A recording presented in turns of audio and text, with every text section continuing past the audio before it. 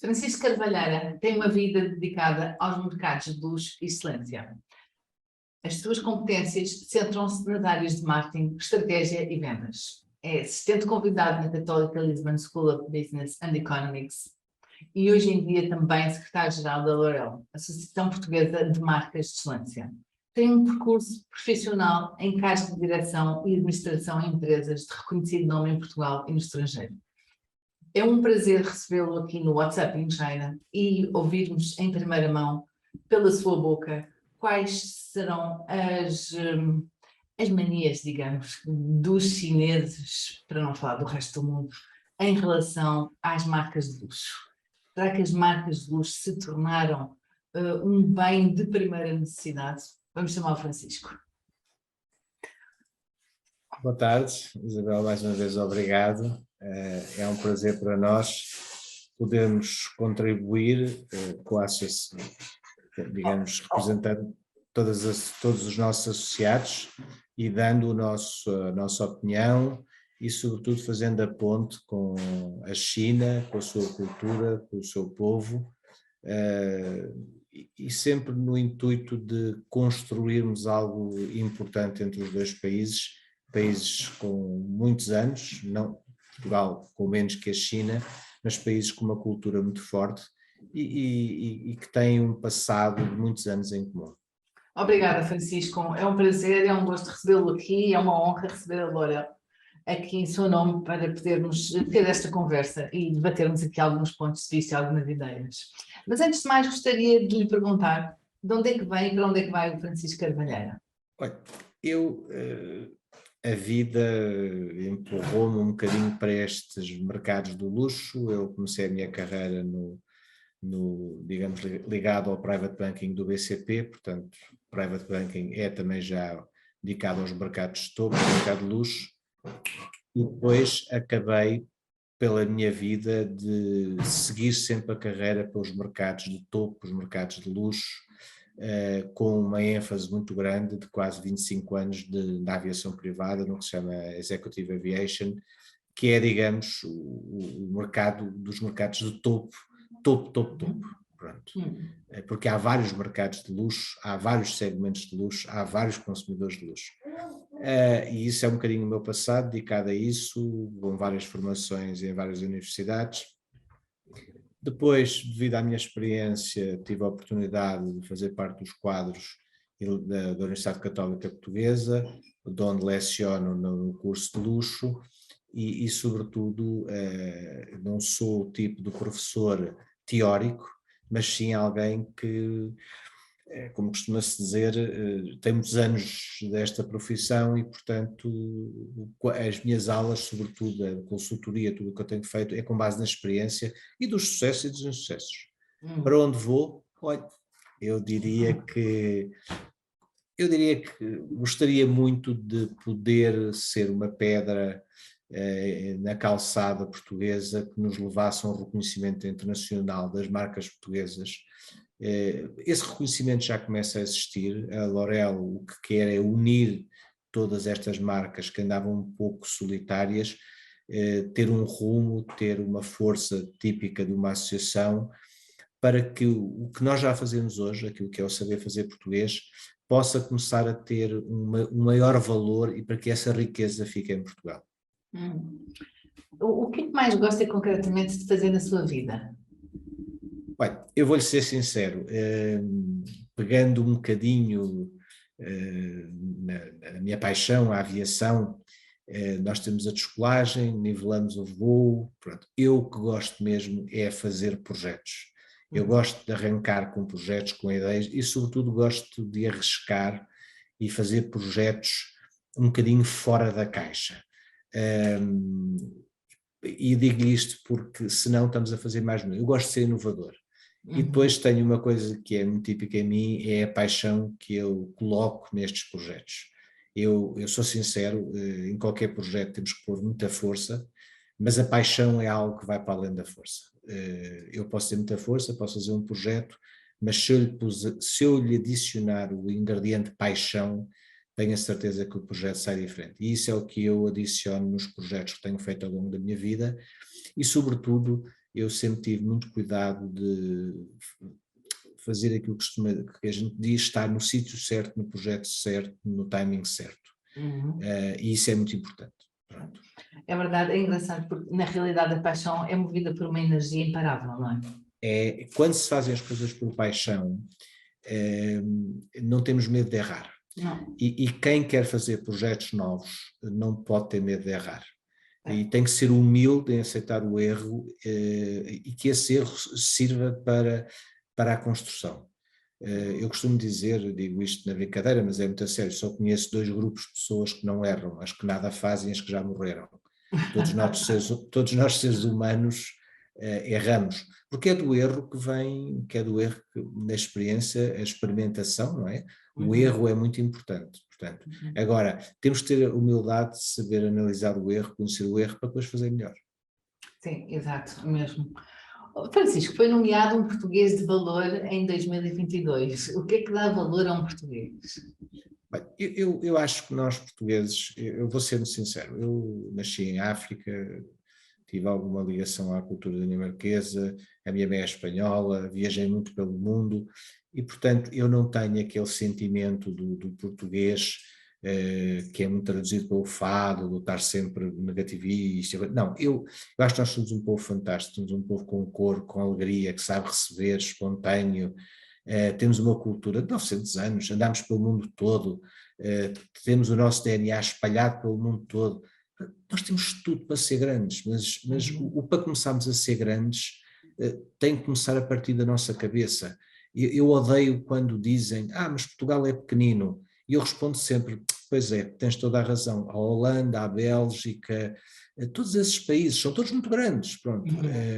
E depois há outra situação que é o seguinte, nós temos que acreditar em nós próprios, portanto não podemos estar. E depois há ainda outra coisa, ainda a semana passada vinha de avião do Brasil e olhava para a entrada. Portugal tem uma posição estratégica fantástica, somos o último país quando saímos da Europa, somos o primeiro país quando entramos na Europa, e isso vale muito. Agora, temos é que ter as pessoas certas nos lugares certos para saber aproveitar o que a natureza nos deu e essas oportunidades. Infelizmente não temos tido. Sim, é verdade, é um paradigma também bastante enraizado nos portugueses, não é? Isto demora talvez décadas, não sei se um século para mudar ou vários séculos para mudar. É verdade, é verdade. Francisco, ergue bem a bandeira da Loreal. Qual é realmente o objetivo, a missão da Loreal? Porquê é que foi constituída? Qual é o grande... Houve um conjunto de marcas portuguesas que sentia que havia um espaço para esta associação, para esta missão. Este tipo de associações já existiam na Europa, em Espanha, Itália, França, Inglaterra, Alemanha, e as pessoas que estiveram no início dos inícios do projeto tiveram os primeiros contactos, e paralelamente eu já dava aulas na Católica e uma aluna minha falou-me nisto, e eu desde o primeiro momento achei o projeto fantástico.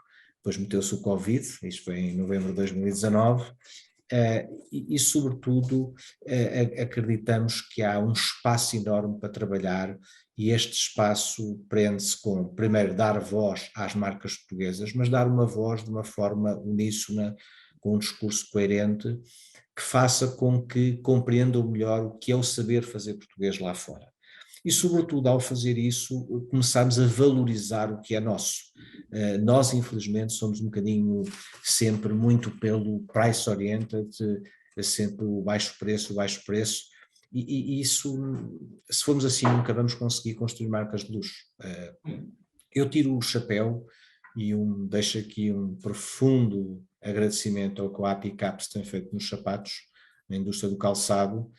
Hoje Portugal, quando vai às feiras em Milão, já se bate com os sapatos italianos e de todo o mundo. E isso deveu-se a um trabalho de construção, de ir fazendo. Estas coisas não se fazem num ano, mas... Por outro lado, e por último, o grande objetivo, eu diria, da Loreal, a nossa missão, é valorizar o saber fazer português, que não tem sido propriamente muito bem tratado, é vendido muito barato e, sobretudo, não é protegido. É o projeto, aquilo que podemos dizer é o nosso projeto. é o saber fazer português, com valorizar as carreiras de quem aposta, atrair os jovens para estes, digamos, para estas artes, para os ofícios, que tanta falta fazem, porque os detentores do saber fazer português são pessoas hoje, a mais nova tem 60 anos. Portanto, se nada fizermos, vamos perder. E um país que não protege a sua entidade cultural através do saber fazer do seu país, é um país que não está preocupado com o futuro.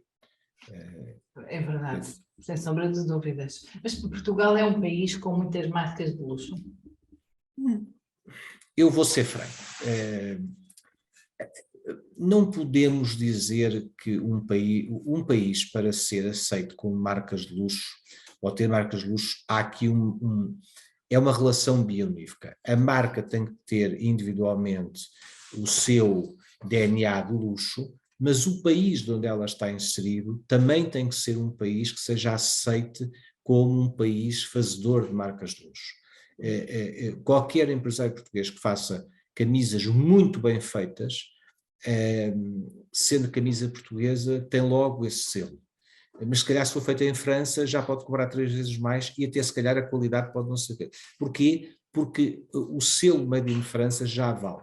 Isto é um trabalho que é o que nós estamos a fazer, é a tal valorização e, portanto, nós temos já algumas marcas portuguesas de luxo e posso lhe dizer que sim, precisamos que essas marcas tenham o suporte nacional como um país que é capaz de construir marcas de luxo.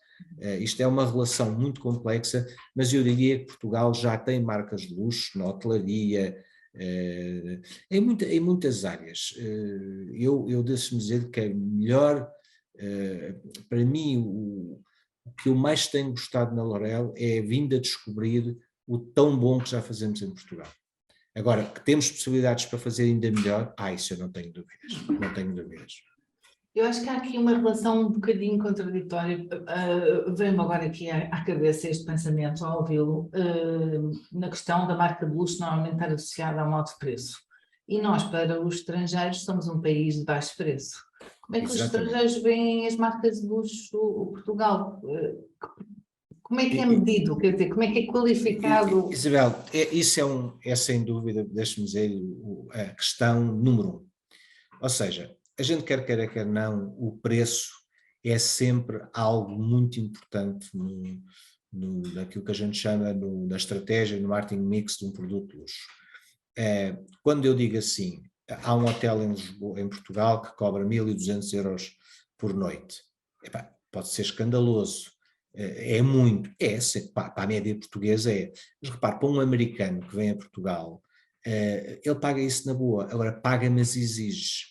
Portanto, o preço é extremamente importante. Quando se faz uma marca de luxo, e aqui deixe-me tentar rapidamente ser construtivo, o luxo tem 2 suportes, ou seja, 2 ingredientes necessários, que chamam-se tempo e capacidade de investimento. O tempo, porque as marcas de luxo, eu posso dizer, eu fiz a minha marca e é de luxo, mas o que eu digo pouco conta. O mercado e a aceitação e o consumidor é que me vão catalogar se eu sou ou não sou de luxo. Pronto. E depois é preciso ter uma capacidade de investimento, porque para se trabalhar nestas áreas tem que se trabalhar com produtos bons, com serviços bons. Pronto. Por outro lado, essa capacidade de investimento também é importante naquilo que é o tempo, porque, como eu disse, é preciso tempo para ser reconhecido. Ora, se eu preciso de tempo, também tenho que ter capacidade para aguentar ter um projeto até este começar a ser aceito. Portanto, estes são os dois ecossistemas extremamente importantes para fazer uma marca de luxo. E depois há outros ingredientes na contribuição do que é uma marca de luxo. O preço, a exclusividade, a autenticidade, o handmade, portanto, o feito à mão, a qualidade, hoje em dia a sustentabilidade, e tudo isso resume-se um bocadinho àquilo que eu dizia há momentos atrás, que é a história do que fomos construindo. Repare, quando eu falo, por exemplo, numa marca, por exemplo, a Hermès é tudo isto, tem um preço elevado, tem exclusividade porque tem limite, se é autenticidade, é feita à mão, isso é o luxo. Repare uma coisa, quando a gente falava do saber fazer, se não protegemos o saber fazer, o luxo acaba, porque 90% do luxo é feito à mão. O luxo não é feito em máquinas. Essa é a digamos, o grande componente do luxo, é porque o luxo é feito à mão. O luxo é uma coisa feita com muito cuidado. Portanto, mas sem dúvida que o preço é algo que faz a distinção num produto, sem dúvida, ok? Não venhamos cá com histórias. Não chega para ser um produto de luxo, porque eu posso pôr um produto muito caro e este não conseguir ter o reconhecimento de ser de luxo. Isto quer dizer, num momento em que todos nós vivemos numa sociedade de pressa e de andarmos a correr de um lado para o outro, não deve ser muito fácil aos empresários portugueses poderem desenvolver marcas de excelência, marcas de luxo. Que conselhos é que pode dar a um empresário português que quer entrar nesse mercado? Deixa-me dizer uma coisa. O Covid, para o mal e para o bem, trouxe profundas transformações nas nossas sociedades e, sobretudo, nesta sociedade de consumo, nas sociedades de consumo, especialmente nos mercados de luxo. Porquê? As pessoas tiveram 2 anos em casa. As pessoas ficaram privadas de comprar e de sociabilizar. E acontece, portanto, ao ficarem privadas de comprar, conseguiram poupar, forrar. Ora, mas há uma coisa que aconteceu com o Covid, é que o Covid, a natureza, não sabe se eu sou africano, chinês, sul-americano, amarelo, do Benfica, americano. Não, nós somos um ser humano para o Covid. E o que nós percebemos foi que éramos muito, muito frágeis mesmo, e que o Covid levou todo o género de pessoas à frente.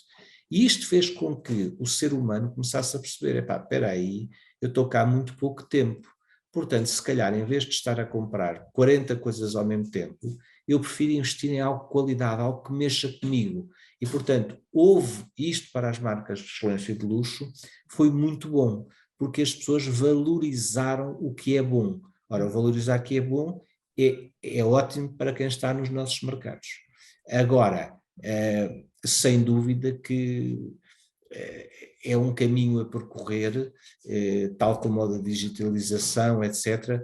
Eu penso que nós, 2022, é um ano muito complexo para nós, porque estávamos a acabar de sair de uma crise pandémica já mais vista, e de repente vemos numa crise de guerra que está a ganhar proporções muito loucas e o mundo está um bocado louco. É verdade, é verdade. Vamos mudar o tema para não ficarmos aqui com lágrimas no olho, porque é realmente triste assistirmos ao que estamos a assistir nos dias de hoje. Falamos no mundo e temos que falar, claro, na China. Como é que vê o crescimento da China no mundo? Vamos lá ver, é inevitável. Eu ainda ontem estava a ver uns gráficos eu acompanho muito um site americano que faz bastantes trabalhos sobre o mundo. Nós caminhamos para os 8 bilhões de pessoas.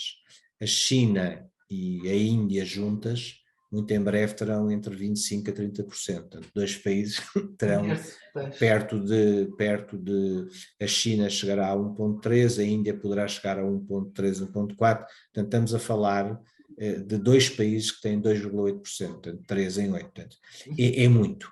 Ou seja, eu, por acaso, tive a oportunidade de trabalhar em Macau há muitos anos. Eu penso que a China, a gente quer queira, não, tem aquilo que eu chamo o peso de 1,3 bilhões. Pronto, começa por ter o peso de 1,3 bilhões. E se eu disser que 10% dessa população tem capacidade para comprar luxo, estamos a falar apenas de 130 milhões, portanto, metade da população europeia. Pronto. Ou seja, estamos a falar de algo que tem um peso muito forte, ok? Por outro lado, a China tem também, nós temos uma tendência errada de olhar para a China. A China não nasceu com o Mao Tse-tung. A China, quando o Mao Tse-tung tomou conta da revolução, a China era um país extremamente evoluído. Pronto. E, portanto, a China tem, penso que eles estão a fazer um esforço no sentido cultural, mas são um país que eu acho, a China é um país muito interessante, porque se existe capitalismo puro no mundo é na China, pronto. E, portanto, a China, quer não, é sempre parte da equação e sempre uma parte importante e grande da equação. É um mercado que obriga a perceber bem culturalmente como é que a China trabalha. Agora, são sem dúvida um dos grandes consumidores de luxo no mundo. Sim, é um grande potencial e uma grande oportunidade para as marcas europeias, não só em Portugal, poderem captar este mercado, não é? Não, Passando. isso é inegável. Quando me perguntam a China é ou não é, é sem dúvida algo que faz parte. Quando alguém fala de marcas de luxo, aquilo que a gente chama as marcas grandes, as marcas que estão em todo o mundo, a China é um mercado a considerar. Ponto final. Depois pode vir muita discussão à volta do que é o mercado da China e os problemas do mercado da China. Mas isso é outra parte da equação e da discussão. Agora, quando se fala do mercado da China, é sem dúvida um mercado de grandes números. Nos últimos 5 anos, o valor das ações do grupo LVMH, do dono da Louis Vuitton e da Moët Chandon, entre dezenas de outras marcas de luxo, mais que duplicou, colocando-a como a maior empresa de bens de luxo do mundo. E há uma razão para isto, é a expansão do consumo da China. Será que nós, os portugueses, estamos conscientes disto? Acha que a maior parte das marcas estrangeiras tem esta consciência que grande parte de marcas europeias cresceram devido ao trânsito comercial que desenvolveu com a China? Isabel, vamos lá ver uma coisa. Eu aí sou. Eu não gostaria de dizer que foi apenas a China. Eu aí temos que voltar um bocado atrás.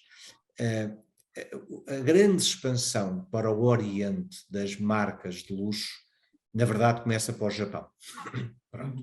O Japão ainda hoje é uma referência no coisa. Depois começou-se a alargar para tudo aquilo que é o Triângulo Dourado, porque estamos a falar dos outros países todos ali daquele mar e que são todos países com uma grande capacidade produtiva, com grandes fortunas e, portanto, eu vejo naquilo que eu conheço bem os jatos privados, as companhias de jatos privados tiveram que criar departamentos próprios para aquelas áreas. Portanto, claro que a China depois, como a gente falava, tem o poderio de ter 1,3 bilhões, mas não foi apenas a China. Seria injusto dizer a China é número 1. A China é número 1, se calhar em número, mas o LVMH começou muito antes disso e teve essa grande visão de perceber que aquela zona ia ser a zona de futuro com 2 fatores essenciais, com capacidade de comprar e com dimensão de mercado. Depois tivemos também, reparem, e aí temos considerado o Médio Oriente, com as fortunas colossais que se fizeram no Médio Oriente e que são grandes consumidores, porque Isabel, não se esqueça de uma coisa que eu já referi nesta entrevista. Nós temos luxo e luxo. Repare, eu se comprar uma mala de senhora que custe 10.000 euros, sem dúvida que estamos a falar de um produto de luxo, não tenho a mínima dúvida. Se eu estiver a falar de um relógio que custa 200 ou 300 mil euros, estamos a falar de um relógio que é um produto de luxo. Mas repare que o valor unitário de cada desses produtos de luxo vai subindo. Um jato privado, como os que eu trabalho, custa 70 milhões de dólares, só para comprar. Portanto, a quantidade versus a qualidade é algo que é muito importante perceber. Hoje, quando se fala da matriz do luxo, é uma matriz muito complexa de se definir. E por isso eu diria que a China, sem dúvida, é a líder do crescimento, mas leva atrás dela um conjunto extremamente importante que é todo o Extremo Oriente, colado ao Médio Oriente, depois colado, que foi uma coisa que aconteceu, a própria América do Sul, portanto, hoje o luxo, deixe-me dizer o que eu vou dizer, vulgarizou-se no sentido em que está em todo lado. Nos anos 50 e 60 o luxo era Europa. Sim. E ainda é e sempre será a referência. Porque se vir, 90% das marcas de luxo são são europeias. Por algum motivo nós vemos esses 10 milhões de milionários, que é o que existe hoje em dia na China, 10 milhões de milionários É impressionante. certificados a virem à Europa para fazer compras. Sem dúvida. É engraçado porque eles vêm para comprar, imagina, um relógio, Sim. de marca e compram 2 ou 3 para levar para os amigos e para a família. Porque eles estão na fase ainda da ostentação. Sim, pura. O que eu vejo às vezes e o que lhe pergunto aqui, a questão é como é que as marcas portuguesas ou os empresários portugueses que nos estão aqui a ouvir poderão de alguma forma conseguir captar este mercado? O que é que eles... Eu diria que nós já estamos a fazer um grande trabalho aí. Nós, se formos hoje à Avenida da Liberdade, vemos que as marcas que lá estão presentes, e atenção, há aqui uma coisa muito importante, na Avenida da Liberdade estão as marcas todas, portuguesas e não portuguesas, mas já se vê um cuidado em ter, e eu visito muito aquelas a Avenida da Liberdade e as suas marcas, e em quase todas, ou está alguém que fala mandarim, ou alguém que é chinês ou esteve lá há muitos anos, ou também já tem se calhar os preços e tudo em mandarim, portanto, há esse esforço, pronto. Isso a nível do ponto de venda nos setores de luxo. No setor das marcas portuguesas de luxo, está a começar a haver um interesse bastante grande e é interessante porque esse interesse até tem vindo de Portugal, ou seja, de toda a comunidade chinesa que vive em Portugal e que tem vindo a ficar a viver em Portugal e com elevado poder aquisitivo e que, por incrível que pareça, são grandes consumidores das marcas portuguesas de luxo e que depois, isto é como tudo, acabam por decorar uma casa, comprar isto, comprar aquilo e depois acabam por tentar levar esse negócio para lá. Aqui entra sempre o fator quantidade, pronto. E quando se tem um mercado como a da China, tem que se pensar 2 vezes se vale ou não vale a pena a aposta, porque a capacidade de produção é algo que impacta sempre a estratégia de uma empresa, não é? Portanto, se eu tenho vários clientes há muitos anos e de repente entro no mercado como a da China e há lá ele arranja lá um representante, um dealer, e a compra que ele lhe faz é igual a toda a produção para os outros, o que é que ele vai fazer com clientes que têm 20, 30 anos? Portanto, isto é sempre o problema. E depois, Isabel, queremos, quer não, há sempre o efeito da cópia, que é algo que quem investe em design, quem investe, é sempre algo que assusta. Mas eu vou-lhe dizer uma coisa, a cópia existe há muitos anos, sempre existiu, sempre existirá, e é nociva, mas ao mesmo tempo também fala da marca. É uma relação, podíamos estar aqui horas, tem prós, eu não digo que tem tudo a favor, mas é uma maneira de divulgar a marca, não tenho dúvidas. Há quem diga que a Louis Vuitton tem que agradecer à China a divulgação que teve no mundo, pelas que nós íamos, o mundo inteiro comprar. Eu não vou entrar nessa discussão aqui, demoraríamos horas, mas eu sobretudo acho que eu costumo dizer, para se poder ir vender produtos na China, tem que se perceber como é que trabalha a China, e isso é muito importante. A China para certas coisas ainda é um mundo muito fechado, e a Isabel, que é mestre em perceber a mentalidade chinesa, a mentalidade do Extremo Oriente não trabalha como a mentalidade europeia, pronto. E portanto é preciso desbravar, é preciso perceber, sobretudo se estamos em condições de poder corresponder às necessidades em termos de dimensão daquele mercado. O que eu sinto um pouco é que os chineses se transformaram muito. Hoje em dia, a forma que eles têm mais comum de fazer compras é via online. O comboio online é o ambiente natural desta jovem. Há uma faixa muito grande etária que é muito apoiada pelas famílias, que é uma grande diferença do que há aqui em Portugal. Talvez, por exemplo, um grande empresário chinês, se tiver que escolher o braço direito, vai buscar lá a família, vai pelo filho. Sim, sem dúvida. Então, estes jovens são muito ricos, são donos de equipas de futebol europeias, são donos, estão à frente de empresas multinacionais, jovens de 19, 20 anos. E estes jovens recorrem muito à internet e ao online para comprar marcas de luxo. Eles têm aquelas redes próprias, há um mundo Sim, online sim, digital sim, paralelo. sem dúvida, Isabel, sem dúvida. Eu acho que, não sei se as marcas portuguesas têm consciência que não precisam de ir para a China vender, porque podem usar estes meios. Mas já estão, Isabel, já estão muito. Deixe-me dizer-lhe, eu quando comecei este projeto da L'Oréal tinha um overview sobre o mercado das marcas portuguesas e a sua internacionalização, e hoje tenho outro. Ao falar com os nossos associados, deixe-me dizer que eu diria que são uma exceção os que já não estiveram na China, ou que já trabalham com a China, ou que já trabalharam. Eu quando falo com eles, todos eles, o mercado de China ou foi, ou é, ou será algo que está no radar. Agora, isso é uma coisa. Outra coisa é, e aqui é preciso termos uma grande atenção, o Covid influenciou brutalmente o mercado online de aquisições. No entanto, e é preciso, e já vinha a influenciar, e aqui é preciso percebermos uma coisa. Eu antigamente, quando queria comprar, por exemplo, um carro, eu ia ao stand, e o vendedor do carro era a pessoa a quem eu me dirigia, porque ele supostamente era a pessoa que sabia tudo sobre aquele carro.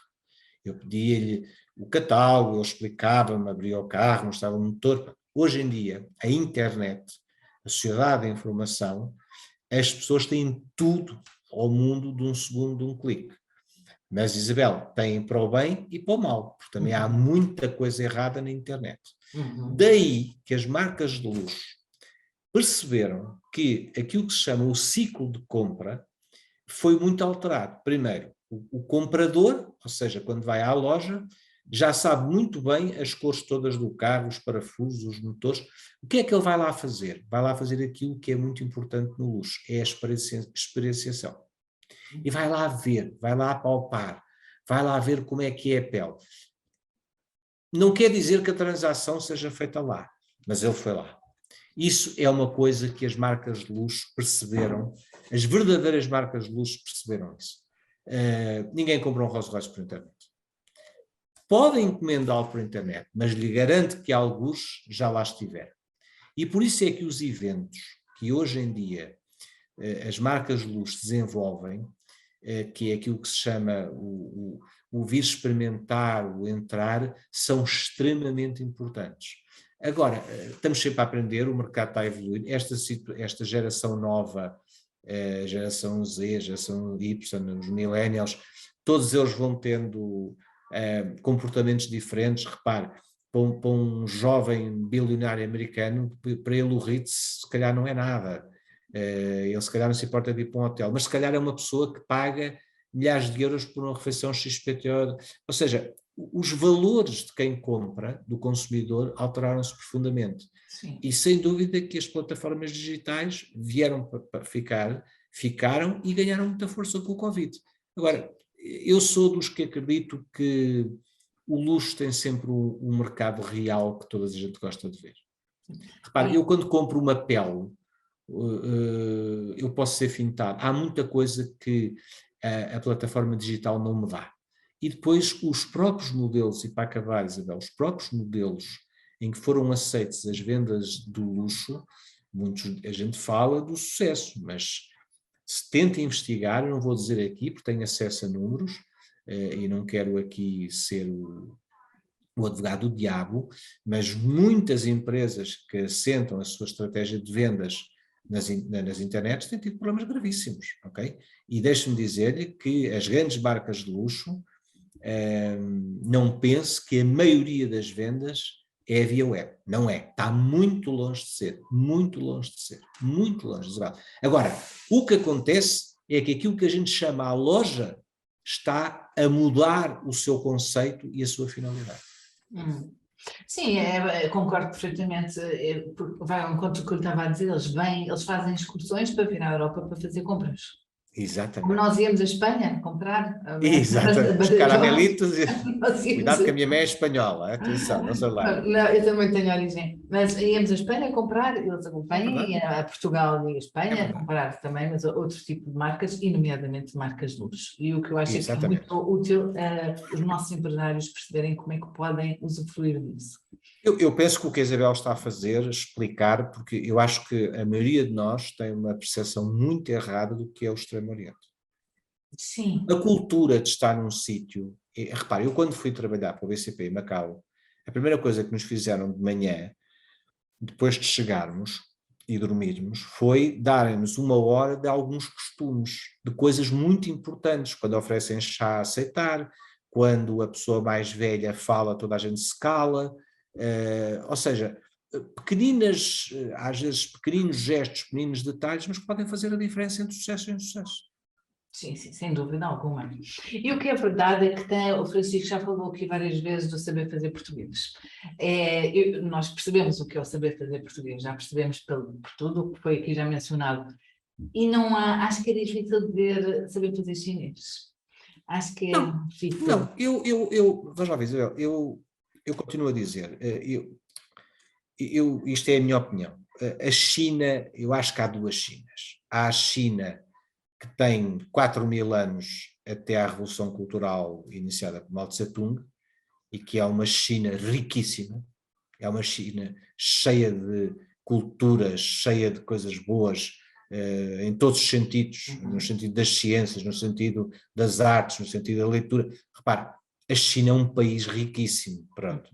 E depois há a China do pós-revolução, uma China totalmente diferente, de onde houve um apagar desse passado de 4.000 anos e que eu penso que estas novas gerações o perderam. Pois, Perderam. exatamente. Pronto.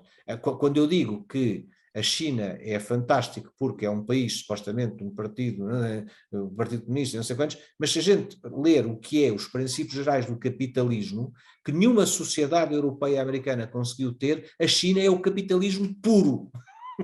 Puro. Exato, Pronto. exato, O exato. que é um contrassenso de tudo o que a gente está a falar. Agora, eu penso que a China, a verdadeira China antiga, se conseguisse recuperar essa China, a China tinha um saber fazer Sim, a fantástico. filosofia, os filósofos chineses que são Ou, sabedores, ouça, a louça chinesa, por exemplo, as louças chinesas sim, eram fantásticas. porcelana, Há 4.000 anos eles faziam coisa.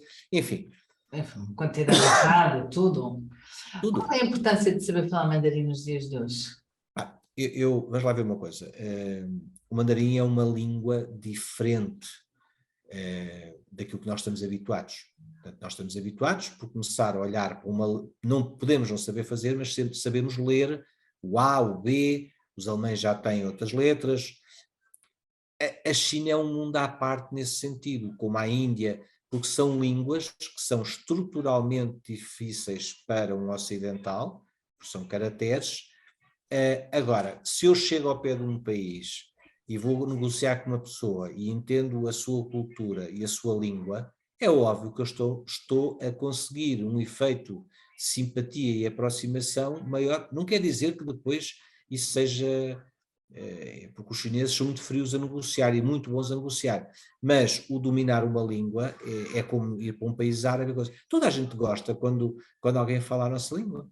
Toda a gente Não gosta. só a língua, é muito importante para um chinês negociar com alguém que Sim, se sim. interessou por eles. Pela Exatamente, língua, pela história, pela exatamente, política, pela exatamente, filosofia, pelas suas origens, pela... exatamente, sem dúvida, sem dúvida. E, portanto, o poder investir em aprender a língua, se realmente for o interesse da empresa, só tem a ganhar com isso. Por isso é que as grandes marcas, e já algumas marcas portuguesas, estão a formar os seus quadros em mandarim, mandam-nos para lá, ou então contratam estas novas gerações dos filhos dos pequenos imigrantes chineses que estão em Portugal, e vão ganhando, digamos, muitos pontos com essa estratégia. Exato. Muito, muito. Como é que uma marca que se queira associar à L'Oréal deve proceder? Olha, nós tem que fazer uma manifestação de interesse, pode também ser recomendada. Nós temos uma lista das marcas portuguesas que estão pré-aprovadas, portanto, se essa marca nós temos estado a contactar, nós não somos muito proativos nesse sentido, porque o nosso cuidado é crescer com. Nós temos uns estatutos e temos uma filosofia e queremos que isso seja base que não é discutível nem é desviável. Eu costumo dizer que nós na L'Oréal temos uma página com o que queremos e 3 páginas com o que não queremos. E, portanto, as marcas têm que ter um crivo de excelência, de saber fazer. As marcas têm que ser portuguesas, podem não ser de donos portugueses, mas têm que ser portuguesas e feitas em Portugal. E depois de fazerem essa manifestação, nós temos uma pequena conversa, não é preciso nada do outro mundo, temos um questionáriozinho para tentar perceber o que é a marca, e depois, se tiver com uma pré-aprovação no trabalho que nós fizemos quando arrancámos, são marcas que nós sabemos que estão de acordo com o que a gente, entre aspas, gostaria que estivessem todas na L'Oréal, essas têm um acesso automático, pronto, apesar de terem na mesma ter um pequeno questionário. Se aparecer uma marca que não esteja no nosso radar por alguma razão, posso lhe dizer, Isabel, tenho vindo a descobrir várias marcas portuguesas que não vendem em Portugal, ou seja, estão em Portugal, mas exportam tudo. E são marcas fantásticas, poderia lhe dar aqui vários exemplos. E marcas de luxo, Isabel, ok? Marcas de luxo. Portanto, é um processo relativamente simples. Depois, se este processo tiver uma aprovação no sentido de poder fazer a adesão, nós temos uma joia que é um ato único e depois temos uma cota mensal que é, digamos, indexada à faturação de forma a que seja justo tanto para uma marca que fature pouco como uma marca que fature muito. Portanto, e depois tudo o que nós fazemos, os associados têm o acesso a tudo e quase sempre, quando a gente faz eventos, isto e aquilo, nós nunca cobramos nada, nunca, a não ser que seja um custo que não tenha a ver com o evento. Por exemplo, se eu fizer um evento de 2 dias e houver um hotel, as noites de hotel não pagamos. Mas isso depois são detalhes, mas sobretudo é falarem connosco e depois tem uma coisa muito importante, Isabel, nós estamos a apostar muito naquilo que são as marcas do amanhã e na nova geração dos fazedores de luxo portugueses e, portanto, essas pessoas podem não ter já, mas podem ter um potencial e essas pessoas têm um carinho especial, um lugar na L'Oréal que é as marcas do amanhã. Para essas nós temos um programa especial de apoio que passa por um apoio no sentido de os ajudar a construir uma estratégia. E como é que a gente ajuda? Eles são, digamos, têm um alicerce nos nossos associados mais fortes e podem, com eles, ter um apoio a nível de estratégia, de marca, de luxo, portanto, tudo o que é muito importante, porque a melhor coisa que me podia acontecer era daqui a 4, 5 anos, 2 ou 3 marcas portuguesas novas serem de um sucesso fantástico e se calhar terem ali um bocadinho de ajuda da L'Oréal. Isso é a melhor recompensa que nós podemos ter. E o pacote perfeito era entrarem no mercado chinês. Não, mas não, bem, isso aí era o ouro sobre azul, mas eu aí cada marca tem a sua estratégia. Nós estamos a dar uma importância muito grande aos jovens, porque, repara uma coisa, são eles que vão fazer este mercado amanhã. Eu deixo-me dizer uma coisa, eu quando dou aulas na Católica, a coisa que eu mais gosto, sabe o que é? Não é o que ensino, é o que aprendo. Eu com estes jovens eu aprendo imenso, imenso, é muito bom e é isso que nós temos que fazer, é saber fazer passar o saber fazer para estas novas gerações e depois fazer com que este saber fazer ele tem que evoluir, ok? Por isso é que nós estamos a trabalhar num projeto do Saber Fazer Português que é criar um centro de competências europeu, mas isso é uma coisa que a devida altura será...